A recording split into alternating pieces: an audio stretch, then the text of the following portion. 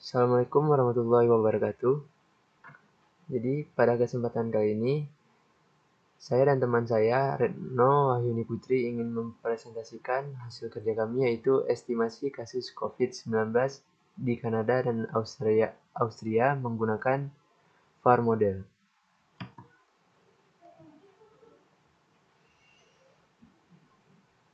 Jadi yang pertama, kondisi negara Kanada dan Austria.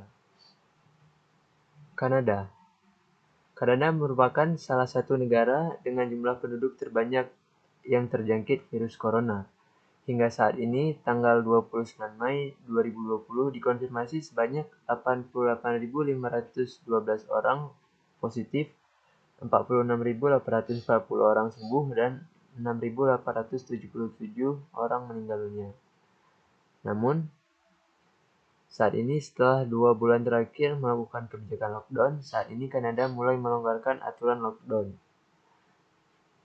Sudah banyak toko-toko dan masjid yang telah dibuka saat ini.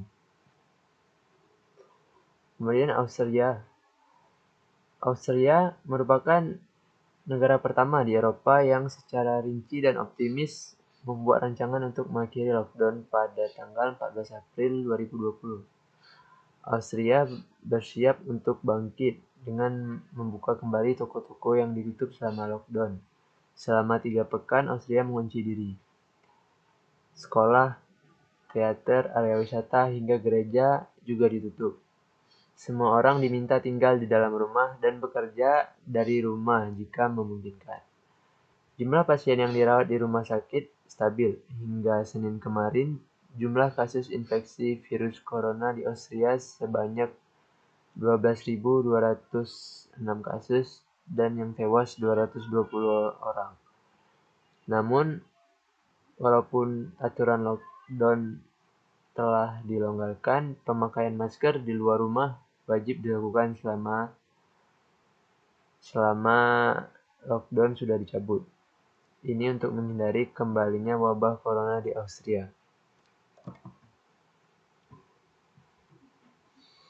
Berikut merupakan pimpinan tertinggi dari Kanada dan Austria. Yang pertama yaitu Perdana Menteri dari Kanada, yaitu Justin Trudeau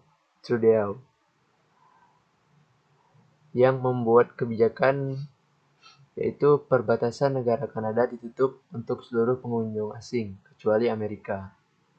Dan Presiden Austria, Alexander Van Bellen, pemerintahan Austria membuat kebijakan kepada seluruh penduduk di Austria agar tetap tinggal di rumah, kecuali bagi para pekerja profesional yang pekerjaannya tidak dapat ditunda, seperti misalnya petugas medis dan polisi, untuk tujuan tertentu. Strategi Kanada dalam menghadapi corona. Di bidang sosial, Kanada menghimbau kepada masyarakat agar melakukan social distancing, yaitu untuk menjaga jarak sejauh 2 meter dengan setiap orang. Di bidang ekonomi, Kanada menyiapkan dana sebesar 157,5 juta dolar untuk para tunawisma atau orang-orang yang tidak memiliki tempat tinggal. Di bidang kesehatan, Kanada menghimbau kepada seluruh masyarakatnya untuk menggunakan masker apabila berpergian dan sering-sering mencuci tangan. Selanjutnya, strategi Austria dalam menghadapi corona. Di bidang sosial, Austria juga mengimbau kepada masyarakat agar melakukan social distancing, yaitu menjaga jarak dengan setiap orang sejauh 2 meter. Di bidang kesehatan, Austria mengimbau kepada masyarakatnya agar selalu menggunakan masker apabila berpergian dan apabila sakit, dan juga mengimbau kepada masyarakatnya agar sering mencuci tangan.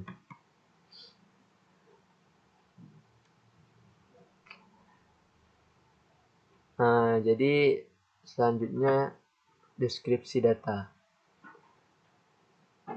Jadi data yang Digunakan pada analisis ini merupakan data kasus positif penderita COVID-19 di negara Kanada dan Austria, di mana data yang diperoleh merupakan data harian, dimulai dari 10 Maret 2020 sampai dengan 9 April 2020 untuk Kanada dan 5 Maret sampai dengan 4 April 2020 untuk Austria. Selanjutnya pada plot data Kanada.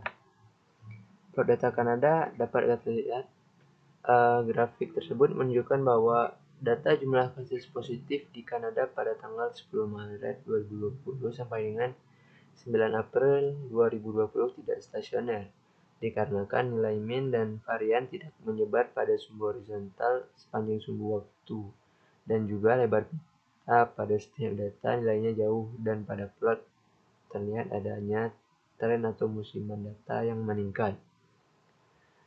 Pada plot data Austria, grafik tersebut menunjukkan bahwa data jumlah kasus positif di Austria pada tanggal 5 Maret 2020 sampai dengan 4 April 2020 tidak stasioner, dikarenakan nilai mean dan varian tidak menyebar pada sumbu horizontal sepanjang sumbu waktu,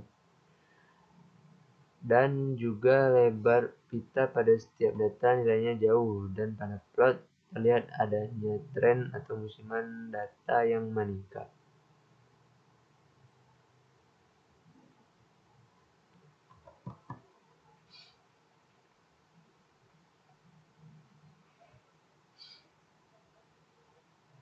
Selanjutnya plot ACF dari data pada Kanada dan Austria. Dapat kita lihat pada kedua plot ACF tersebut menunjukkan bahwa kedua data memiliki pola yang mirip, yaitu kedua sama-sama menurun secara eksponensial.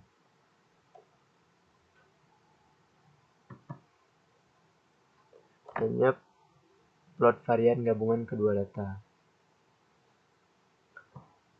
Nah, dapat kita lihat berdasarkan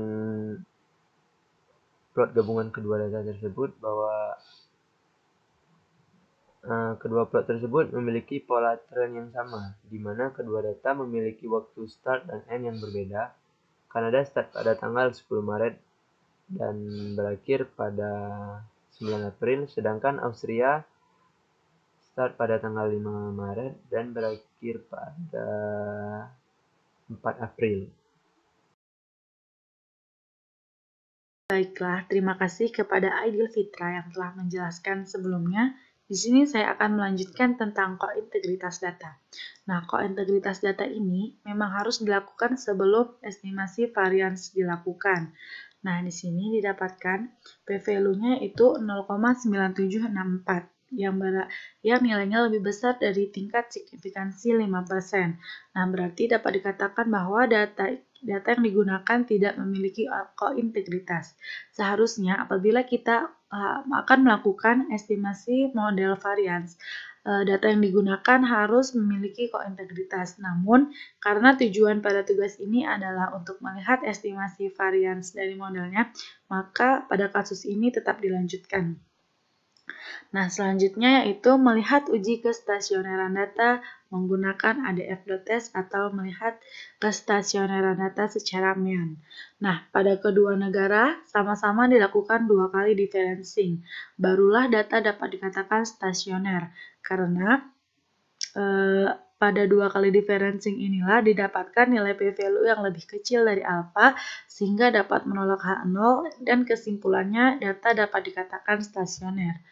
Kemudian model hasil estimasi varians. Nah, di sini dapat dilihat model yang didapatkan pada Kanada dan pada Austria. Nah, dapat pula dilihat pada Kanada, variabel Kanada ini signifikan terhadap model ini dan variabel Austria tidak. Begitu pula pada model Austria. Variabel Austria signifikan terhadap model, tetapi variabel Kanada tidak. Selanjutnya itu nilai korelasi matriks. Di sini didapatkan bahwa nilai korelasi yang didapatkan itu tidak terlalu tinggi atau dapat dikatakan sangat rendah, hanya 0,1 saja. Nah, di sini pula selanjutnya tentang respon impuls. Nah, respon impuls paling baik disajikan dalam grafik, sehingga dapat menunjukkan respon variabel independen varian dalam waktu. Nah, di sini dapat dilihat dari output bahwa impuls goncangan Kanada pada saat 0 memiliki efek besar pada periode berikutnya, tetapi efeknya menjadi lebih kecil seiring berjalannya waktu. Dan garis-garis putus ini menunjukkan perkiraan interval 95% dari efek ini. Kemudian respon impuls pada Austria. Hasil didapatkan sama seperti pada respon impuls pada Kanada, tidak jauh berbeda. Kemudian dekomposisi varians. Dekomposisi varians memperkirakan kontribusi keterkaitan di setiap variabel terhadap respon di kedua variabel. Nah, dari gambar ini dapat kita lihat 99% varians dalam Kanada disebabkan oleh Kanada itu sendiri. Hanya 1% yang disebabkan oleh Austria. Dapat dilihat dari grafik ini yang terbentuk. Kemudian, sementara sekitar 80% varians dalam Austria disebabkan oleh Austria dan sisanya disebabkan oleh Kanada. Di sini yang lebih besar memberikan efek yaitu Kanada terhadap Austria, sedangkan Austria itu tidak terhadap Kanada. Nah, kemudian setelah dijelaskan beberapa hal sebelumnya dapat ditarik kesimpulan. Yang pertama, saat ini Kanada dan Austria telah melonggarkan kebijakan lockdown dengan membuka tempat-tempat perbelanjaan dan rumah ibadah tetapi dengan tetap menjalankan protokol. Kemudian yang kedua, negara Kanada dan Austria memiliki strategi yang hampir sama dalam menghadapi corona. Yang ketiga, pada plot ACF, Kanada dan Austria memiliki pola yang sama yakni tails off atau menurun secara eksponensial. Dan pada plot varians memiliki plot trend yang mirip antara kedua negara tersebut. Yang terakhir, hasil model estimasi varians menunjukkan variabel Kanada signifikan pada model Kanada dan variabel Austria signifikan pada model Austria. Sekian presentasi yang dapat kami sampaikan, kurang lebih kami mohon maaf. Terima kasih atas segala perhatian. Dalam situasi yang seperti ini, kami harap kalian semua tetap stay at home, stay healthy, dan tetap jaga kesehatan diri sendiri dengan memakan makanan yang sehat. Terima kasih, kami akhiri. Wassalamualaikum warahmatullahi wabarakatuh.